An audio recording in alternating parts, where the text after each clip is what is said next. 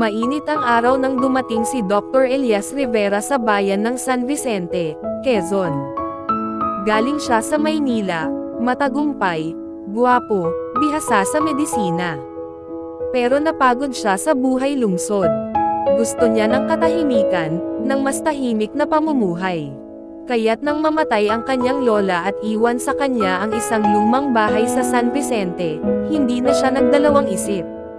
Pagdating niya roon, pinagbubulungan na siya ng mga kapitbahay.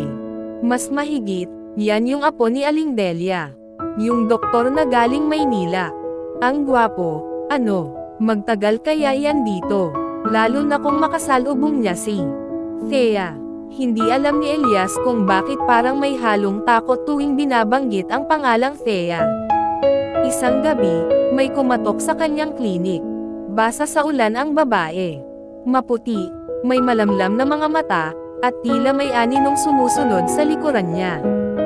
Mas mahigit, "Doc, tulungan mo po ako," ang sabi ng babae. "Pasok po kayo." "Anong nangyari?" "Kinagat ng ahas ang kapatid ko. Pero, parang may kakaibang epekto." Hindi lang lason ito. Napakunot ang noo ni Elias. Agad niyang inasikaso ang batang kapatid. Gumamit siya ng anti-venom, ngunit may kakaibang nangyayari, namimilipit ang bata sa sakit, parang hindi lang pisikal. Parang may sumasapi, mas mahigit, hindi lang ito medikal, aniya. Parang, may ibang puwersa. Tahimik lang ang babae. Tiningnan siya ng diretso. Mas mahigit, "Ako nga pala si Thea. Di Malanta. Maraming salamat, Doc Elias." Nang marinig ni Elias ang pangalan, parang nanlamig ang kanyang batok. Siya pala ang babae sa tsismis. Ang mangbabarang. Habang tumatagal, napapadalas ang pagkikita nila. Si Thea, madalas magdala ng halamang gamot sa klinik. Tahimik siya, ngunit mabait. May lamang ang kanyang kilos, may lungkot ang kanyang mga mata. Isang gabi, nagtanong si Elias. "Mas mahigit, totoo ba na isa kang mangbabarang?" Ngumiti lang si Thea. "Mas mahigit, ang totoo, Doc, ako ang apo ng pinakahuling babaylan sa bayan. At ang tawag ng tao sa hindi nila maintindihan ay, barang." Ikinwento ni Thea na bata pa lang siya, tinuruan na siya ng lola niya ng mga halamang gamot, mga orasyon, at pagtulong gamit ang lihim na kaalaman. Pero nang mamatay ang lola niya, sinisi siya ng mga tao sa mga pagkamatay, pagkakasakit, at kung ano-ano pa. Kaya namuhay siya mag-isa. Mas mahigit, hindi ako nananakit, Elias. Pero kung alam mong kaya mong gumaling ang tao, at binabansagan kang masama, hindi mo ba gugustuhing manahimik na lang? Lumalim ang pagkakaibigan nila, hanggang isang gabi, habang nagkakape sa klinika habang umuulan. "Mas mahigit, wala ka bang balak umibig, Thea?" Tanong ni Elias. "Paano ako iibig kung takot ang lahat sa akin?" "Hindi ako natatakot, hindi mo lang pa ako kilala ng lubusan." "Baka nga, pero, gusto kitang makilala." Tumahimik si Thea. Tumulo ang ulan. Kumurap ang ilaw. Pero nang humawak si Elias sa kanyang kamay, hindi siya umurong. Isang gabi, may dinala sa klinik, isang lalaking baliw at tila sinasapian. Umiiyak ang pamilya. "Mas mahigit, tulungan mo kami, Doc." Si Mang Celso, sinumpa ni Thea. Hindi na itago ni Elias ang galit. Mas mahigit, walang sinumpa si Thea. Hindi siya ganun.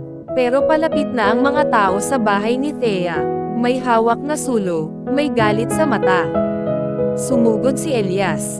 Dinatnan niyang tahimik lang si Thea sa harap ng bahay niya, nakasuot ng itim, may bilog ng asin sa palibot. "Mas mahigit, huwag kang lalapit," sabi ni Thea. "Hindi ito para sa kanila. Para ito sa espiritong dumapo sa lalaking iyon.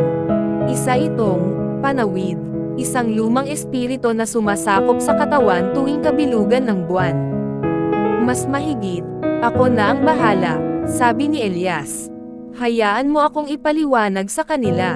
Sa tulong ni Elias at ng ilang matatandang may respeto pa sa mga sinaunang kaalaman, naipaliwanag sa buong bayan na hindi si Thea ang dahilan ng mga sumpa o sakit. Na minsan, ang hindi maintindihan ay hindi agad masama. Na ang kaalaman ng luma at ng bago ay pwedeng magsama. Pagkatapos ng ilang buwan, tumigil na ang bulong-bulungan.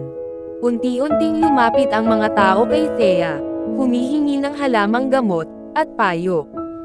At si Elias, isang gabi, habang magkasamang nag-aayos ng bagong herbal garden sa tabi ng klinik. Mas mahigit, gusto ko sanang manatili ka, ani Elias. Hindi ako sigurado kung ito ang lugar ko. Ako ang sigurado, kasi dito rin ang lugar ko. At ikaw, ang tahanan ko. Dahan-daang yumuko si Elias, hinalikan si Thea sa noo, at sa ilalim ng liwanag ng buwan, sumagot ang babae. Mas mahigit, kung gayon, mananatili ako. Hindi lang bilang manggagamot, kundi bilang babae mong minahal. Ngayon, sa San Vicente, may isang klinikang may mga gamot sa tableta at halamang pinagpala.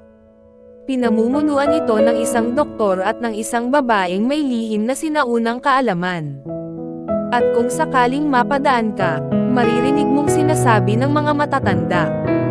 Mas mahigit, iba na talaga ngayon, no? Ang doktor, umibig sa mang babarang, at sa pag-ibig nila, gumaling ang buong bayan.